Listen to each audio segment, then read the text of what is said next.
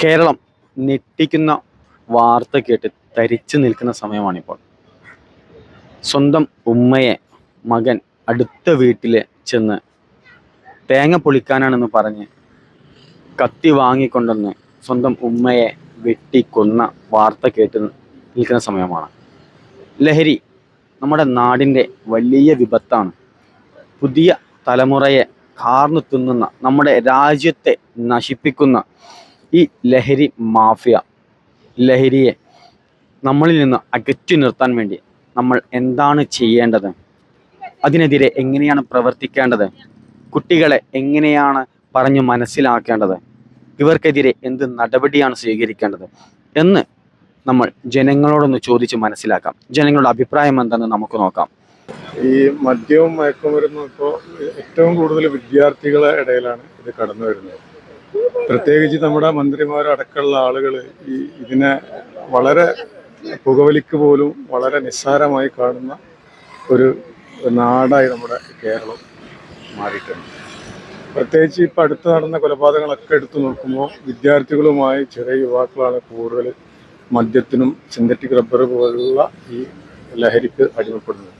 പ്രധാനമായും നമ്മുടെ സ്കൂളുകളിൽ ഒരുപാട് ബോധവൽക്കരണം നടത്തുന്നുണ്ട്.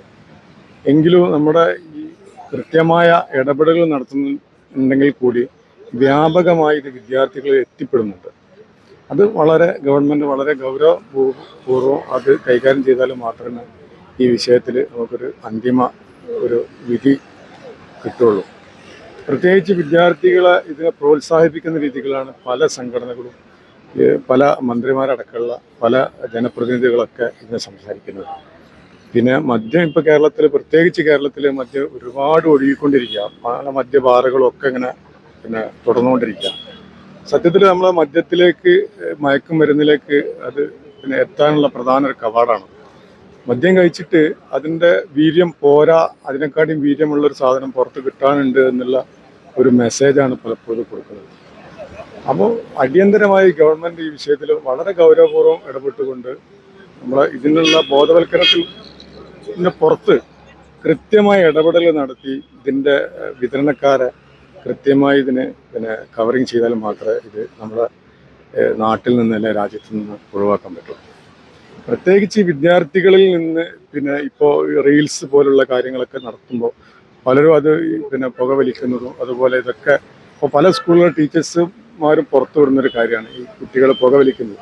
അതിന് വീര്യം പോരാ, കുറച്ചും കൂടി വീര്യമുള്ളത് കിട്ടും, അങ്ങനെ അത് സെർച്ച് ചെയ്യുക. പലപ്പോഴും കുട്ടികൾ ഫോൺ ഉപയോഗിച്ച് സെർച്ച് ചെയ്യുക, വീര്യം കൂടിയ മദ്യം, ലഹരി അല്ലെങ്കിൽ മണമില്ലാത്തത് എങ്ങനെ ഇവിടുന്ന് കിട്ടും എന്നുള്ളതിലേക്ക് വിദ്യാർത്ഥികൾ എത്തിയിട്ടുണ്ട്. അപ്പോൾ ഗവൺമെൻറ് അടിയന്തരമായി ഈ വിഷയത്തിൽ ഇടപെട്ടുകൊണ്ട് ഇത് കിട്ടുന്ന സ്രോതസ് എവിടെയാണോ അവിടെ നിന്ന് ഇത് ഉന്മൂലനം ചെയ്താൽ മാത്രമേ ഉള്ളൂ ഇത് നമ്മുടെ രാജ്യത്ത് നിന്ന് തുടച്ചു നീക്കാൻ പറ്റുള്ളൂ. ഇതിനു മുൻപ് എന്നല്ല ഇപ്പോഴും പുക വലിച്ചാൽ 200-500 രൂപ പിഴ നൽകേണ്ട നമ്മുടെ നാട്ടിലാണ് സ്റ്റേജിൽ കയറി പുക വലിക്കുന്നൊരു പ്രശ്നമല്ല, പുക വലിക്കും എല്ലാവരും, അതൊരു തെറ്റായി കാണണ്ട എന്ന് ഒരു അധികാരി പറയുന്നത്. അത് എത്രത്തോളം നമ്മുടെ നാടിനെ ലജ്ജാവഹമാക്കുന്നു. തീർച്ചയായും ഞാനതാ തുടക്കത്തിൽ തന്നെ പറഞ്ഞത്. തീർച്ചയായും നമ്മുടെ പൊതുജനങ്ങളിൽ അതുപോലെ രാഷ്ട്രീയക്കാർ, മന്ത്രിമാർ, അധികാരികളൊക്കെ ഇതിനെ പ്രോത്സാഹിപ്പിക്കുന്ന രീതിയിലാണ് പലപ്പോഴും സംസാരങ്ങൾ മീഡിയകളിലൊക്കെ വരുന്നത്. അപ്പോൾ സത്യത്തിൽ വിദ്യാർത്ഥികൾ ഇപ്പോൾ കുറച്ച് വിദ്യാർത്ഥികളിൽ നിന്നുള്ള ഒരു യുവാക്കളിലേക്കൊക്കെ കടന്ന് ഇതിൻ്റെ ഭവിഷ്യത്തുകളൊക്കെ അറിയുന്ന ആളുകളൊക്കെ ഒരു പക്ഷേ അതിൽ നിന്ന് പിന്മാറാം.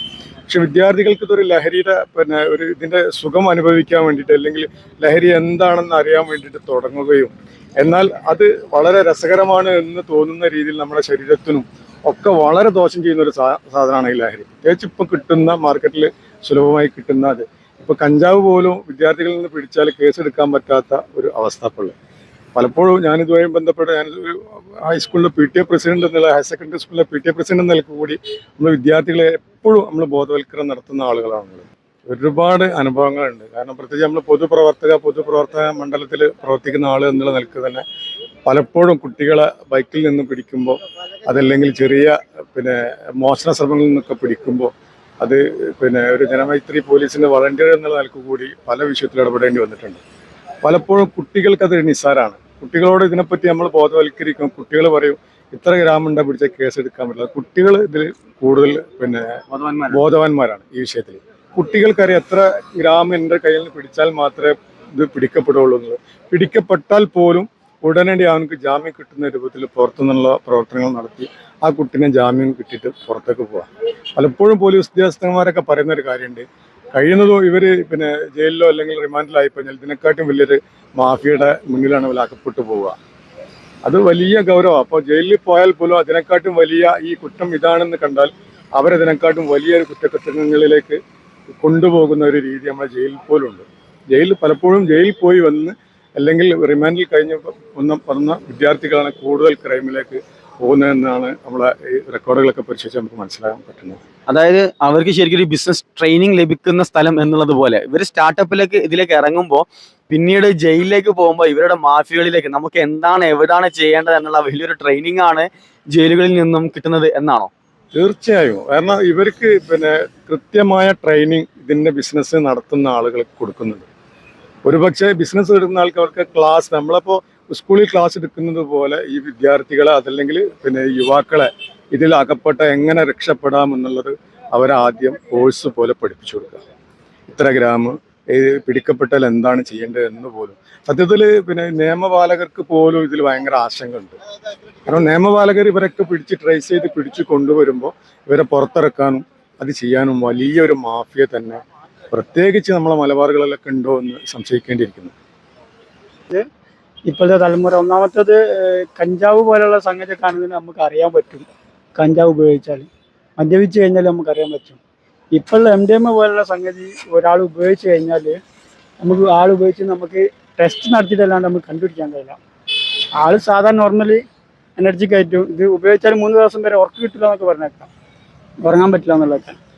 ഫുൾ ടൈം ആക്റ്റീവ് ആയിരിക്കും. നമുക്കിത് കണ്ടുപിടിക്കാൻ കഴിയില്ല. ഇതിൻ്റെ ക്ഷീണം മറ്റേ കഞ്ചാവ് പോലുള്ള സംഗതിയല്ല. മൂഡ് ഓഫ് അല്ല, കണ്ണ് ചോക്കൂല, മൂഡ് ഓഫ് ആയിട്ടിരിക്കില്ല, ആൾ ഫുൾ എനർജിക്ക് ആയിട്ടിരിക്കും. അപ്പോൾ ഇത് കണ്ടുപിടിക്കുക എന്ന് പറഞ്ഞാൽ ഭയങ്കര പ്രയാസമുള്ള കാര്യമാണ്. അപ്പോൾ ഇതിനെ തടയാൻ വേണ്ടിയിട്ട് തടയൽ നിർബന്ധമാണ്. കാരണം അത്രത്തോളം ഇത് വ്യാപിച്ചിട്ടുണ്ട് എല്ലാ മേഖലയും എന്ന് പറയുന്നത് പോലെ നമ്മൾ റിപ്പോർട്ടുകൾ വരുന്നത്.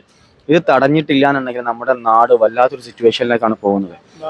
അതെ, ഇത് തടയാൻ വേണ്ടി നമുക്ക് എന്തൊക്കെ ചെയ്യാൻ പറ്റും നിങ്ങളുടെ അഭിപ്രായത്തിൽ? തടയാൻ വേണ്ടി മെയിനായിട്ട് നമ്മളെ സർക്കാർ സംവിധാനങ്ങൾ മുൻകൈ എടുത്താൽ തന്നെ നമുക്കിത് കൂടുതലായിട്ടും തടയാൻ പറ്റുള്ളൂ. നമ്മൾ സർക്കാർ ഇപ്പോൾ ഈ മദ്യനിരോധനം പിൻവലിച്ചിട്ട് പുതിയ ബാറുകളൊക്കെ കുറേ ബാറുകൾ അനുവദിച്ച്, കുറേ പിന്നെ മദ്യശാലകൾ ബ്യൂറേജൊക്കെ അനുവദിച്ച്. ഇപ്പോൾ സർക്കാർ പറഞ്ഞൊരു കാര്യം എന്താണെന്ന് വെച്ച് കഴിഞ്ഞാൽ സിന്തറ്റിക് ഡ്രഗ്സ് പോലെയുള്ള സംഗതികളിലേക്ക് നമ്മളെ തലമുറയിൽപ്പെട്ട ആളുകൾ കൂടുതലായിട്ടും അതിലേക്ക് പോകും. അതില്ലാണ്ടാക്കാൻ വേണ്ടിയിട്ടാണ് മദ്യം കൂടുതൽ ലഭ്യമാക്കുക എന്നാണ് പറഞ്ഞത്. ഇപ്പോൾ ഏറ്റവും കൂടുതൽ സിന്തറ്റിക് ഡ്രഗ്സ് MDMA പോലുള്ള സംഗതികളിലേക്ക് ഏറ്റവും കൂടുതൽ വിപുലമായിട്ട് നമ്മൾ കൊറോണയ്ക്ക് ശേഷം, ആഫ്റ്റർ കൊറോണയ്ക്ക് ശേഷം നമ്മൾ നമ്മൾ മനസ്സിൽ ചിന്തിക്കുക പോലും ചെയ്യാത്ത അത്രയും ചെറിയ കൊച്ചു കുട്ടികൾ വരെ, +1 +2 പഠിക്കുന്ന കുട്ടികൾ വരെ ഇതിൻ്റെ അഡിക്റ്റാണ്. തീർച്ചയായിട്ടും അപ്പോൾ സർക്കാർ സംവിധാനം കാര്യക്ഷമമായിട്ട് നടക്കണം.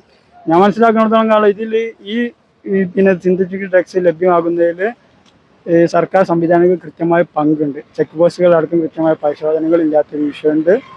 പിന്നെ പോലീസ് അതുപോലെ തന്നെ എക്സൈസ് അടക്കമുള്ള സംവിധാനങ്ങൾ കാര്യക്ഷമമായിട്ട് പറഞ്ഞു. കാരണം ഇതൊക്കെ ബോർഡർ കടന്ന് നമ്മുടെ നാട്ടിലേക്ക് വരുന്ന സംഗതിയാണല്ലോ.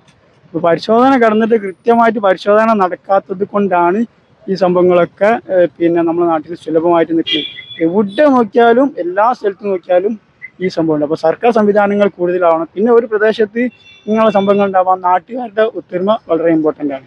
അപ്പോൾ നമ്മുടെ നാട്ടിലാണെങ്കിൽ ഞാനും അടക്കമുള്ള ആളുകൾ ഇനിഷ്യേറ്റീവ് എടുത്തിട്ട് ഇത്തരം സംഗതികൾ ഉപയോഗിക്കുന്നത് കണ്ടാൽ അത് തടയാനുള്ള സംവിധാനം വേണം. എന്നാൽ തന്നെ ഉള്ളൂ, അല്ലെങ്കിൽ നമ്മളെ ഭാവി തലമുറ പൂർണ്ണമായിട്ടും നശിച്ചു പോകും. യുവത്വത്തിൽ പുക വലിക്കുന്ന ഒരു തെറ്റല്ല എന്ന് സ്റ്റേജിൽ കയറി പറയുന്ന നമ്മുടെ ഭരണാധികാരികൾ ഉണ്ടാകുമ്പോൾ ഇത് സാധ്യമാകുമോ? പിന്നെ അടുത്ത ചോദ്യം, ഇപ്പം നിങ്ങൾ പറഞ്ഞത് സിന്തറ്റിക് ഡ്രഗിൽ നിന്നും മാറാൻ വേണ്ടിയിട്ടാണ് മദ്യം കൂടുതലായിട്ട് നൽകുന്നത്. മദ്യം നൽകിയാൽ ലഹരി നിന്ന് മാറോ? അപകടങ്ങൾ കുറയും? മദ്യം എന്താ ഏറ്റവും വലിയ ലഹരിയിൽ ഒന്നല്ലേ? ഏറ്റവും വലിയ ലഹരിയിൽ ഒന്നാണ് മദ്യം. മദ്യത്തേക്കാൾ അപകടമാണ് സിന്തറ്റിക് ഡ്രഗ്സ്. എല്ലാം അപകടം തന്നെയാണ്. പക്ഷേ മദ്യം അത് സിന്തറ്റിക് ഡ്രഗ്സിനെക്കാട്ടും അപകടം കുറവാണ്. അത് കഴിച്ചു കഴിഞ്ഞാൽ കുറച്ച് സമയം കഴിഞ്ഞാൽ അതിൻ്റെ ലഹരി പോകുമെന്നാണ് പറയുന്നത്. ഒരു കുറേ സമയം അതിൻ്റെ കെട്ടിറങ്ങി കഴിഞ്ഞാൽ പോകുമെന്നാണ് പറയുന്നത്. പക്ഷേ സിന്തറ്റിക് ഡ്രഗ്സ് ഇപ്പം MDMA പോലുള്ള സംഗതിയൊക്കെ ഉപയോഗിച്ച് കഴിഞ്ഞാൽ കൃത്യമായിട്ട് ഒരു തുടർച്ചയായിട്ട് ഉപയോഗിക്കുന്ന ആളുകൾക്ക് ഒരു അധിക ലൈഫ് ഉണ്ടാവില്ല എന്നാണ് പറഞ്ഞത്. ഒരു 10 വർഷത്തിൻ്റെ അടുക്ക് ആളെ ലൈഫ് പോവും എന്നുള്ളതാണ്. സിന്തറ്റിക് ഡ്രഗ് ഇത്രത്തോളം പോപ്പുലർ ആകുന്നതിന് മുൻപ് മദ്യപിച്ചിട്ട് ഒരുപാട് കൊലപാതകങ്ങൾ, വീട് കയറി അക്രമങ്ങൾ, ബലാത്സംഗങ്ങൾ ഒരുപാട് ഉണ്ടായിരുന്നു. അപ്പൊ അതുകൊണ്ട് സിന്തറ്റിക് ഡ്രഗിന് പകരം മദ്യം അതിന്റെ ഒരു മരുന്നായിട്ട് മാറും. ഒരിക്കലും ഇല്ല. അത് വെറുതെ പറയുന്നതാണ്. പറഞ്ഞ പോലെ മദ്യം അപകടമാണ്, സിന്തറ്റിക് ഡ്രഗ്സും അപകടമാണ്. ഇത് സിന്തറ്റിക് ഡ്രഗ്സ് കിട്ടാണ്ടാവുമ്പോൾ ഇതിന് വലിയ പൈസ ചെലവുണ്ട്. ഇപ്പൊ ഞാൻ മനസ്സിലാക്കിയെടുത്തപ്പോൾ ആളുകളോട് അന്വേഷിക്കുമ്പോൾ കിട്ടുന്നതാണ് ഈ ചെറിയ പൊടി 1, 2, 3 ചെറിയ കല്ലാണ് ഈ MDMA പോലുള്ള സംഗതികളൊക്കെ. ഇപ്പം ഞാൻ സൗദിയിൽ പണിയെടുത്ത ആളാണ്, പ്രവാസിയാണ്. സൗദിയിൽ പണിയെടുക്കുന്ന സമയത്ത് ഒരു ദിവസം എൻ്റെ ഒരു സുഹൃത്ത് വന്നിട്ട് എന്നോട് സാധനം വന്നിട്ട് ഞാൻ വിചാരിച്ചു വല്ല മദ്യ കാര്യം എന്തെങ്കിലുമൊക്കെ ആയിരിക്കുന്നതാണ്. വേറെ അവിടെ അതൊന്നും ലഭ്യമല്ല. പേഴ്സ് നിന്ന് എടുത്ത് കാണിച്ചു. ഒരു നമ്മളെ കൽക്കണ്ടം പോലത്തെ ഒരു 2-3 ചെറിയ കല്ല്, അതിന് പിന്നെ 2000-3000 നമ്മളെ നാട്ടിലത്തെ വില വരും. ഇതിനുള്ള പൈസ ഇല്ലാണ്ടാകുമ്പോഴാണ് ഈ കുട്ടികൾ മോഷണ ശ്രമം മറ്റുള്ള സംഗതികൾക്കൊക്കെ കിടക്കുന്നത്. മദ്യം തന്നെ ഒരാൾക്ക് ഒരു 400 രൂപ കൊടുത്താൽ അല്ലെങ്കിൽ 200 രൂപ കൊടുത്താൽ ഒരു ക്വാർട്ടർ സാധനമെങ്കിലും ആളുകൾക്ക് കിട്ടും. അപ്പോൾ ഈ പൈസൻ്റെ ഒരു വിഷയം ഇതിൻ്റെ പിന്നിൽ വലുതായിട്ടുണ്ട്. ഈ ഇപ്പോൾ നിങ്ങൾ പറഞ്ഞതുകൊണ്ട് വീണ്ടും ഗണ്ണിച്ച് തന്നെ എനിക്ക് പറയേണ്ടി വരും. കാരണം MDMA-നേക്കാൾ അല്ലെങ്കിൽ സിന്തറ്റിക് ഡ്രഗിനേക്കാൾ കുറച്ച് നല്ലതാണ് മദ്യം. അപ്പോൾ അതിനെ കുറച്ച് പ്രൊമോട്ട് ചെയ്യുന്നത് പോലെ എനിക്ക് തോന്നി നിങ്ങളുടെ സംസാരത്തിൽ. അതുകൊണ്ട് അതിനെ ഗണ്ണിക്കൽ ഒരു എന്താ പറയുക, സിറ്റിസൺ അല്ലെങ്കിൽ നാടിൻ്റെ നന്മ ആഗ്രഹിക്കുന്ന ആള് എന്ന രീതിയിൽ എനിക്ക് തീർച്ചയായും പറയേണ്ടതായിട്ടുണ്ട്. അതുകൊണ്ട് വീണ്ടും പറയുകയാണ്, ഈ സിന്തറ്റിക് ഡ്രഗ് പോപ്പുലർ ആകുന്നതിന് മുൻപ് ഈ മദ്യത്തിനും കഞ്ചാവിനും വേണ്ടി ചെറിയ കുട്ടികൾ മോഷണം, കൊലപാതകം നടത്തിയിട്ടുണ്ട് ഒരുപാട്. അപ്പം അതുകൊണ്ട് തന്നെ എന്താവുന്നില്ല, മദ്യം നൽകുന്നത് കൊണ്ട് കൂടുതൽ അപകടകരമായ അവസ്ഥയിലേക്ക് പോവുകയല്ലാതെ കുറയുന്നില്ല എന്നുള്ളത് മാത്രമല്ല, ഡ്രൈ പ്ലേസ് ആയിരുന്ന നമ്മുടെ ദ്വീപിൽ വരെ ഇപ്പോൾ മദ്യം എത്തിച്ച് അതിന്റെ റെക്കോർഡ് അഭിമാനമായി പത്രങ്ങളിലും മറ്റും പറഞ്ഞ ഗവൺമെന്റ് ആണ് ഇന്ന് ഭരിക്കുന്നത് എന്നുള്ളത് കൂടെ ഒന്ന് ഓർമ്മിച്ച് അതിനുള്ള അഭിപ്രായം കൂടെ ഒന്ന് പറയേണ്ടതായിട്ടുണ്ട്. മദ്യം കൊടുക്കണം എന്നല്ല ഞാൻ പറഞ്ഞു. ഞാൻ ഒരിക്കലും മദ്യത്തിനെ സപ്പോർട്ട് ചെയ്യില്ല, സിന്തറ്റിക് ഡ്രഗ്സ് ഒരു സംഗതിയും സപ്പോർട്ട് ചെയ്യില്ല. രണ്ടും ആപത്തായി, രണ്ടും പിൻവലിക്കണം എന്നാണ്. മദ്യ നിരോധനമുള്ള സമയത്ത് നമ്മളെ കുറേ ആളുകൾക്ക്, യുവാക്കൾക്കൊക്കെ പിന്നെ ബിവറേജുകളൊക്കെ കുറഞ്ഞു, ബാറുകളൊക്കെ കുറഞ്ഞു. അപ്പോൾ ഈ പരസ്യമായിട്ട് പോയിട്ട് വാങ്ങാനുള്ള മടിയും കാര്യമൊക്കെ ഉണ്ടായി. ഇപ്പോൾ ബിവറേജിലൊക്കെ വരുന്നുണ്ട്. ഇപ്പോൾ സുലഭമായിട്ട് എല്ലാ മുക്കിലും മൂലയിലും മദ്യശാലകൾ വന്ന്, ബാറുകളൊക്കെ വന്നുകൊണ്ട് ആളുകൾക്ക് പോയി ഇരുന്ന് കഴിക്കാൻ സുഖം. അപ്പോൾ എൻ്റെ അഭിപ്രായത്തിൽ മൊത്തം ഞാൻ ഈ മദ്യത്തിനെതിരെ, മദ്യം നിർത്തലാക്കണം, ലഹരി പിന്നെ സിന്തറ്റിക് ഡ്രഗ്സ് അടക്കമുള്ള സംഗതികൾ നിർത്തലാക്കണം. എല്ലാം നാടിന് ആപത്താണ്. മദ്യപിച്ച് കഴിഞ്ഞാൽ ലെവലും ഉണ്ടാവില്ല, അബോധാവസ്ഥയിൽ ഇത് ചെയ്യുന്നതാണ്. അതേപോലെ തന്നെ സിന്തറ്റിക് ഡ്രഗ്സും ഇത് ലഭ്യമാകാണ്ടിരിക്കുമ്പോൾ നമ്മുടെ ശരീരം കാണിക്കുന്ന ഒരു റിയാക്ഷനാണ് ഈ കൊലപാതകങ്ങൾ പോലുള്ള ബലാത്സംഗം പോലുള്ള സംഗതി എടുക്കുന്നത്. അപ്പോൾ രണ്ടും നാടിന് ആപത്താണ്, രണ്ടും ഇവിടെ നിരോധിക്കേണ്ടതാണ്. അതാണ്. Thank you. ഓക്കെ.